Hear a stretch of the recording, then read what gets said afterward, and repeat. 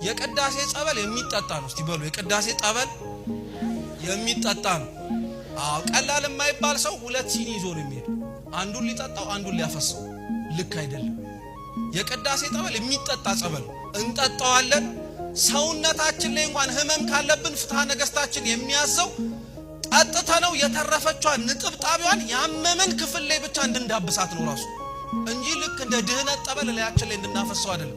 ይሄም መስተካከል አለበት። ሁለት ሶስተኛ በቅዳሴ ጊዜ በሉ የግል ጸሎት አይቻልም።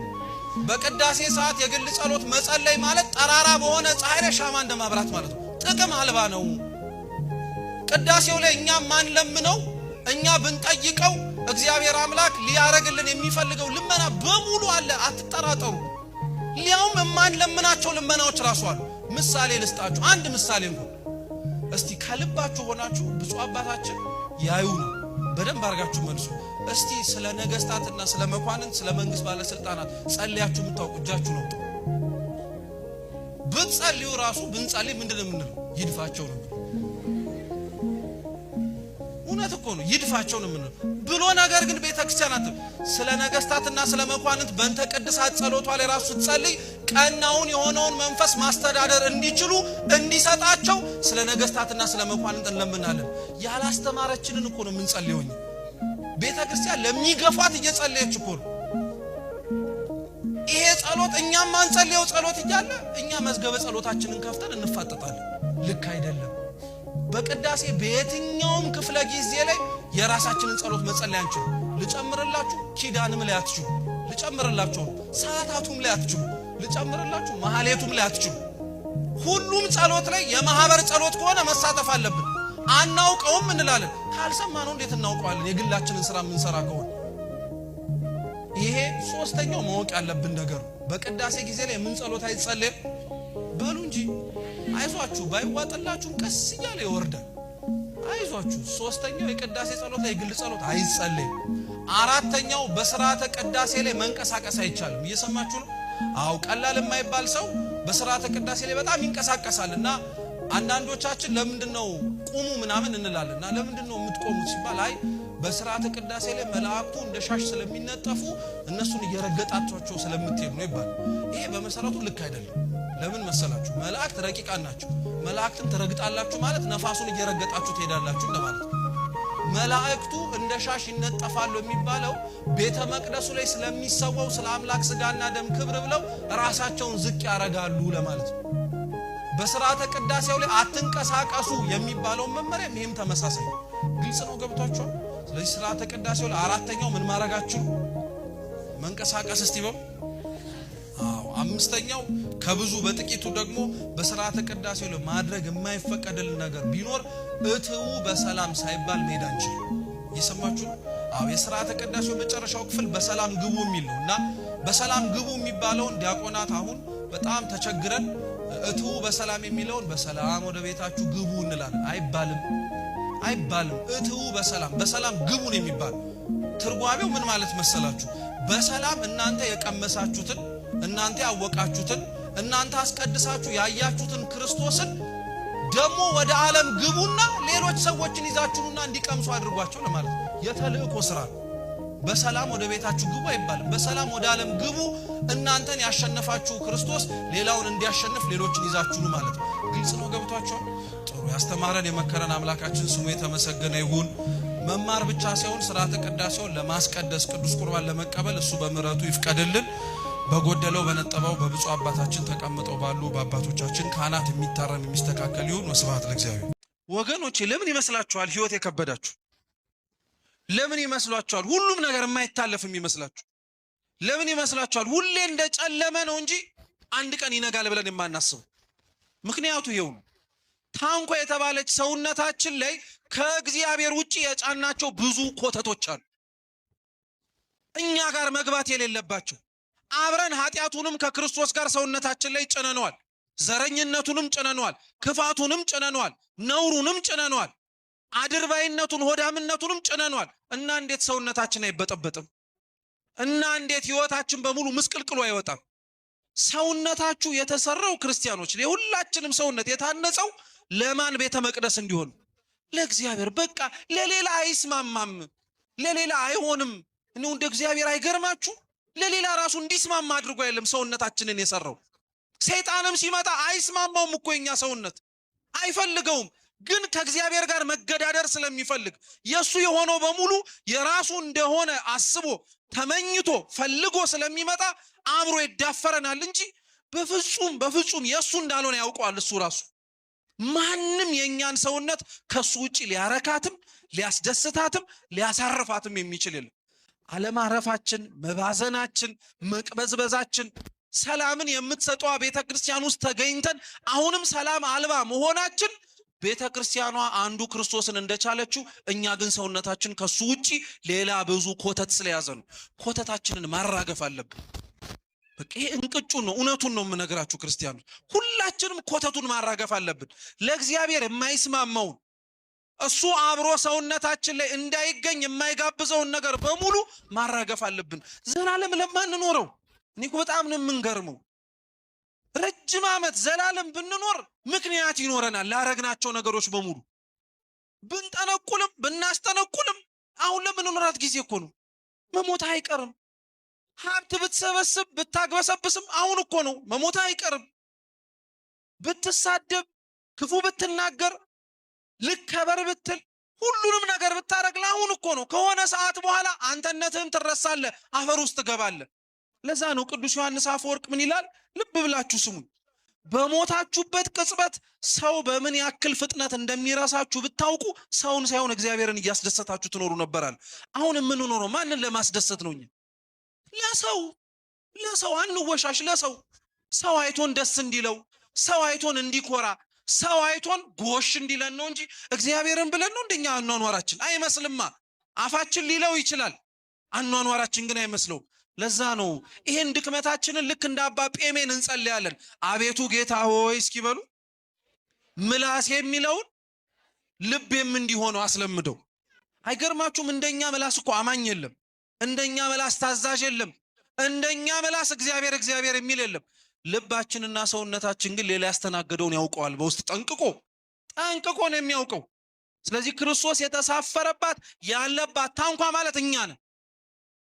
በቃ መሸከም የሚችለው ክርስቶስ የያዘው የተሳፈረበት ታንኳ አንድ ሰው እንደሆነ ሁሉ የኔና የናንተም ሰውነት መሸከም የሚችለው ማንም ብቻ ነው? እኛን። እግዚአብሔርን ብቻ በቃ አለቅ። ሌላ ማንንም መሸከም አይችልም። እሱን መሸከም ስችሉ ነው በነገራችን ላይ ሁሉንም መሸከም እንድችሉ የሚያስችላችሁ። የእመቤታችን አካላዊ ቃልን የጸነሰችበት ጊዜ ላይ ቅዱስ ያሬድ ያመሰገናት ምስጋና ደስ ይላችኋል። እመቤታችን ንጽሕት ድንግል ማርያም ሁሉንም የቻለችው ሁሉንም የተሸከመችው ሁሉንም የሚችለውን አምላክ በማህፀኗ ስላስገባችሁ እኮ። እንዴት ቻልሽው ብለን የምናደንቃት አምላክን ሰሪውን ከነሰራው ስለተሸከመች ነው። ሁሉን መሸከም ትፈልጋላችሁ? ሁሉን መቻል፣ ሁሉን ማሳለፍ፣ ሁሉም በሁሉም ቦታ ላይ ክርስቲያን መሆን ትፈልጋላችሁ? እግዚአብሔርን ተሸከሙት። በቃ እግዚአብሔር ሰውነታችሁ ላይ እንዲገባ የተመቻችሁ ሁኑለት፣ እንሁንለት ሁላችንም። ከዛ በኋላ ማስቻያውን ታዩታላችሁ። እግዚአብሔር ያለበት ነገር ስለማይበጠበጥ ቤተክርስቲያን በየዘመናቱ የሚገጥማትን ፈተና የሚገጥማትን ውጣ ውረድ የቻለችው ማንም ብቻ ስለተሸከመች ነው። አየ እግዚአብሔር ራሱ ያስችላል ማለት ነው። እግዚአብሔር ራሱ ብዙ ነገሮችን መሸከም እንድንችል ያዘጋጃል ማለት ነው። ስለዚህ ክርስቶስ የተሳፈረበት ታንኳ እሱ ነው። አሁንም ግን እንዳልኳችሁ ታንኳው ላይ ሆኖ ለምንድነው እነሱን ወደ ዳር የሚያስተምራቸው ብለን እንጠይቃለን። እንግዲህ ታንኳውና ወደቡ ዳር የሆኑት ህዝብ የሚለያቸው ባህር ነው እንደሆነ እንደምታውቁት። እነሱ ክርስቶስ ሲያስተምር የሚያስተምረውን ትምህርት ለመስማት ጌታ ወደ እነሱ ይቅረብ ብለን እንዳንናገር ምክንያቱን አሁን ነገርኳችሁ። ሰውነታችሁ ማንም ብቻ ይሸከም ብሎ እያስተማረ ታንኳው ላይ ቆመ። እነሱ ወደቡ ዳር የቀሩት ለምን ይመስላችኋል? ከቤተ ክርስቲያን ውጪ ያለ ሰው እንዲህ ሲል ሰምታችሁ ታውቃላችሁ? ቤተ ክርስቲያን እኮ ወንጌል አትሰብክም ሲል ሰምታችሁ ታውቃላችሁ? ወይ ሲባል ሰምታችሁ አታውቁ? እንዴት ያለ ሰፈር ነው ሄደው? በጣም የሚታወቅ በየዕለት ተለቱ በሚባል ደረጃ የቤተ ክርስቲያን የሚቀርባት ቋሚ ክስ ቢኖር ቤተ ክርስቲያን ምን አትሰብክም። መቼም ወንጌል ሲባል መጽሐፉ እንዳልሆነ ግልጽ ነው። መጽሐፉን ከየት አምጥተውት ራሱ እሷን ይከሷታል። ወንጌል አትሰብክም ሲባል ወንጌል ተብሎ የተጠራው ማን ነው? ክርስቶስ ነው። ግን ወንጌልን ክርስቶስ አድርገው እነሱ ለክስ ስላቀረቡት አይደለም ወንጌል ክርስቶስ የሆነው። በነገራችን ላይ ወንጌልን ክርስቶስ እንደሆነ የነገረን መጀመሪያ ራሱ ገብርኤል ነው። ለመጀመሪያ ጊዜ ወንጌልን ለመስበክ ሲመጣ የሰማነው እሱን ነው። ወንጌል ብሎ ክርስቶስን ሲጠራውም ለመጀመሪያ ጊዜ የሰማነው እሱን።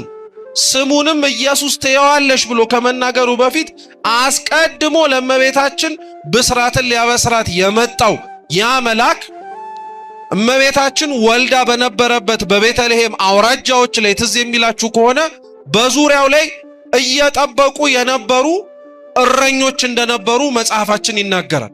እና ለነዚህ እረኞች የእግዚአብሔር መልአክም ተገልጦላቸው ምንድን ያላቸው? እነሆ የምስራች ልነግራችሁ መጣው አለ። እስኪ እነሆ በሉ። ምን ልነግራችሁ መጣው? የምስራች ማለት ምን ማለት ነው? ይሄ ከረሳችሁት ማለት በጣም ከንቱ ነው። እስካሁን የመጣ ነው ጉዞ ማለት ነው። የምስራች ማለት ምን ማለት ነው? ወንጌል ማለት እኮ ነው። ዙሪያው ላይ ለነበሩት እረኞች እነሆ የምስራች ልነግራችሁ መጥቻለሁ አለ። ምስራች ማለት ምን ማለት ነው? ወንጌል። መች ተጻፈ ወንጌል? የት የተጻፈ ወንጌል አለ? ገና ማቴዎስ፣ ማርቆስ፣ ሉቃስ፣ ዮሐንስ መች ተመረጡ? መች መንፈስ ቅዱስ ወረደላቸው? መች ብዕራቸውን አንስተው ስለ አምላክ ሰው መሆን መጻፍና ማስተማር ጀመሩ? አልተጀመረም። እነሆ የምስራች ግን ልነግራችሁ መጣሁ አለ ገብርኤል። አላቆመም ደግሞ። ዛሬ በዳዊት ሀገር መድህን እርሱ ኢየሱስ ክርስቶስ ምን ተደርጎላችኋል አለ? ተወልዶላችኋል አለ። ምስራች እያለ የተናገረው ወንጌል ነው ብሎ የሰበከው የማንን መወለድ ነው? የክርስቶስን መወለድ ነው። ስለዚህ ወንጌል እየተባለ የሚጠራው ራሱ ክርስቶስ እንደሆነ መጽሐፋችን የማቴዎስ ወንጌል ምዕራፍ 2 የሚነግር። ስለዚህ ወንጌል እየተባለ የሚጠራው እንዳትረሱ፣ አንደኛ መጽሐፉ ነው፣ ሁለተኛ ጌታ ነው አለ። ሶስተኛው ብዙ ጊዜ ላይ ወንጌል ተብላ ስትጠራ አንሰማም እንጂ ወንጌል ተብላ የምትጠራው ደግሞ ድንግል ማርያም ናት። እመቤታችን ወንጌል የሚያስብላት ነገር ምን መሰላችሁ? እንግዲህ ወንጌል ወይም መጽሐፉ ማለት ነው ስለ ጌታችን ስለ ኢየሱስ ክርስቶስ በዋነኝነት የ3 ዓመት ጉዞ ነው የሚያወራው። ወንጌል በነገራችን ላይ ስናነበው አላስተዋልነው ይሆናል እንጂ ከአንዱ ምዕራፍ እንኳን በጣም ሰፊ የሆኑ የምዕራፍ ልዩነቶች አሉ፣ የዓመታት ማለት ነው። ምሳሌ ልስጣችሁ። የማቴዎስ ወንጌል ምዕራፍ 3 ስለ ክርስቶስ ጥምቀት ነው የሚያወራው። በ30 ዘመኑ በዮሐንስ እጅ ይጠመቅ ዘንድ ወደ ዮርዳኖስ እንደወረደ በስንት ዓመቱ? በ30 ዓመቱ። የማቴዎስ ወንጌል ምዕራፍ 3 ነው የምላችሁ። ማቴዎስ ወንጌል ምዕራፍ 2 ላይ ስትሄዱ ደግሞ ክርስቶስ ተወልዶ ሊሰደድ እንደሆነ ነው የሚናገሩ። ክርስቶስ ታሪኩን ወደፊት የመስከረም ከገባ በኋላ ስለ ስደት ስንማር ትማሩታላችሁ በእርግጠኝነት። የተሰደደው ብቻ በአጭሩ በ2 ዓመቱ ከነበረበት ከኢየሩሳሌም ገሊላ ወጥቶ ወደ ግብጽ በረሃ መሄድ የጀመረው ክርስቶስ በ2 ዓመቱ። ማቴዎስ ወንጌል ምዕራፍ 2 ስለ ክርስቶስ ልደትና ስደት ይናገርና የማቴዎስ ወንጌል ምዕራፍ 3 ግን ስለ ጥምቀቱ ነው የሚያወራው በ30 ዓመቱ ብሎ። በምዕራፍ 2 እና በምዕራፍ 3 ብቻ የ28 ዓመት ታሪክ ልዩነት አለ። የስንት ዓመት አልኳችሁ? የ28። ላስተዋለው ሰው በ30 ዓመቱ ተጠመቀ ብሎ ቀድሞ በነበረው ምዕራፍ ግን ተሰደደ እያለ ነው። ቢያንስ የ28 ዓመት ሰፊ ዓመት ልዩነት በምዕራፍ 2 እና በምዕራፍ 3 መካከል አለ። በዛ ዘመን ጸሐፊያን አልነበሩ። ዮሴፍ ጸሐፊ ነው የሚል ማንም የለም።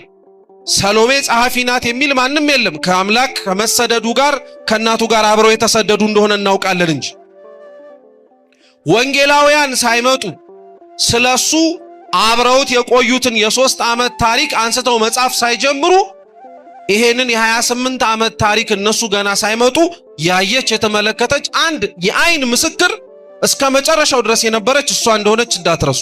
አንድ ሁለተኛ፣ እነዚህ ወንጌላውያን የሚገርማችሁ ቅድም ባልኳችሁ ጥቅስ ላይ በተለይ ቅዱስ ዮሐንስ መጽሐፉ ላይ ተጽፎ የምታገኙት ስለ ክርስቶስ ያስተማርናችሁ ትምህርት እርሱን ለማወቅ በስሙም ታምኑ ዘንድ ይጠቅማችኋል ብለው ነግረውናል።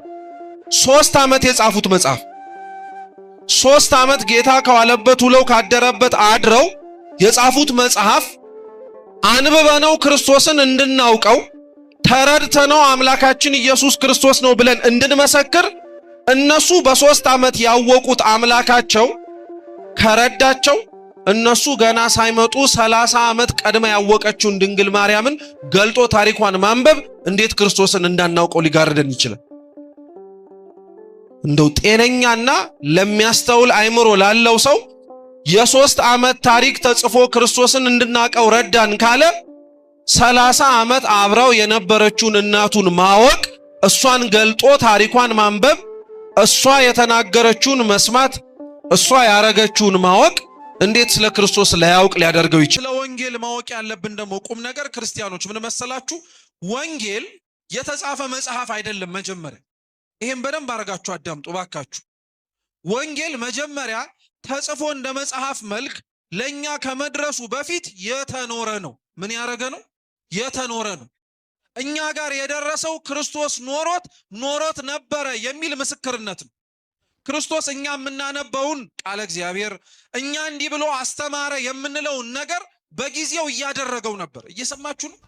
በጊዜው አድርጎታል፣ በጊዜው ፈጽሞታል። በጊዜው ያደረገውንና የፈጸመውን ነገር ነው ወንጌላውያኑ አድርጎታል፣ ፈጽሞታል እያሉ የሚጽፉልን።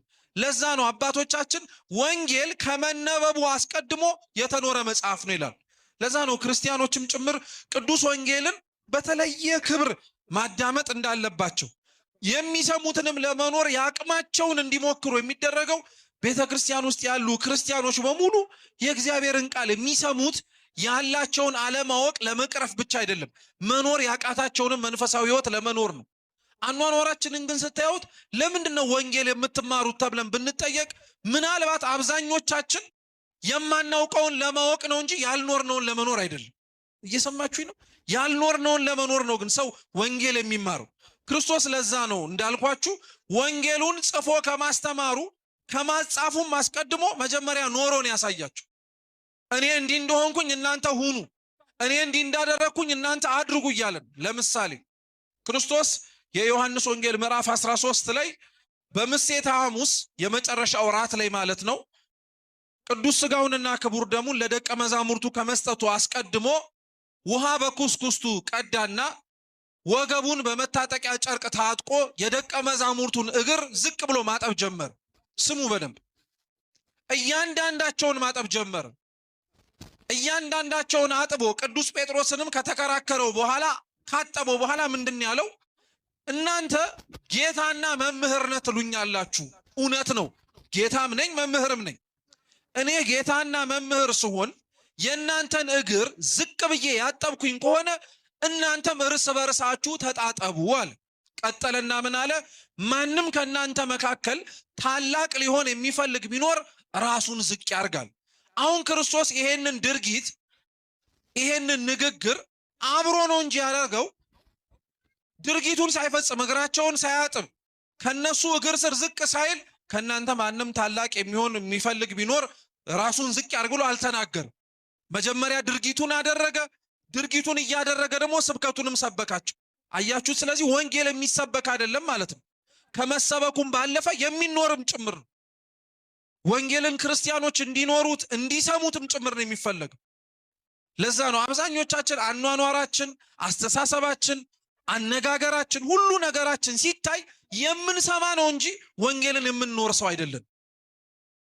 ያ ነው ቤተክርስቲያን ውስጥ እንዲቀረፍ ቤተክርስቲያን ውስጥ ያለን ክርስቲያኖችም ጭምር እንድንስተካከል የሚፈለገው። ለዛ ነው ቃለ እግዚአብሔር የሚሰማ ብቻ አይደለም የሚኖር ነው።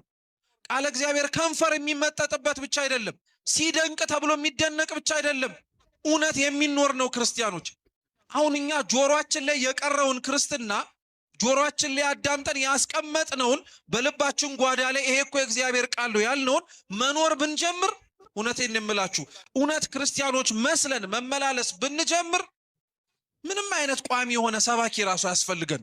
ቅዱስ ዮሐንስ አፈወርቅ ለዛ ነው በዕብራውያን ለነበሩት ክርስቲያኖች ሲያስተምር ምን ብሎ ይናገር ነበረ? የወንጌላውያን ሰባኪያን ብዛት፣ መጽሐፍትን የሚተረጉሙላችሁ መምህራን ብዛት ስትመለከቱ እዘኑ ይላል። እየሰማችሁ ነው? እዘኑ። ምክንያቱም እናንተ የተሰበከላችሁን መኖር ብትችሉ ኖሮ ይሄን ያክል ሰባኪ ባልቆመ ነበረ። ይሄን ያክል ዘማሪም ባልኖረ ነበር። ሁላችሁም የሚነበብና የተስተካከለ አይነት ህይወታችሁ ይኖራችሁ ነበር አለ እግዚአብሔር። ይህንን ህይወት ለሁላችን ይስጠን። የምንሰማውን መኖር ካልቻልን፣ የምናደምጠውንም ለመኖር ካልሞከርን ክርስቲያኖች መስማት ራሱ ዕዳ በደል እንደሆነ ታውቃላችሁ። ማዳመጥ ራሱ ዕዳ በደል እንደሆነ ታውቃላችሁ። ይሄንን ስላችሁ መቼም ቃለ እግዚአብሔር መስማት አቁሙ ለማለት አይደለም። ዜና አበው ላይ አባ መቃርስ እየተባለ የሚጠራ በጣም ትልቅ አባት አለ። በረከቱ ለሁላችን ትድረሰን።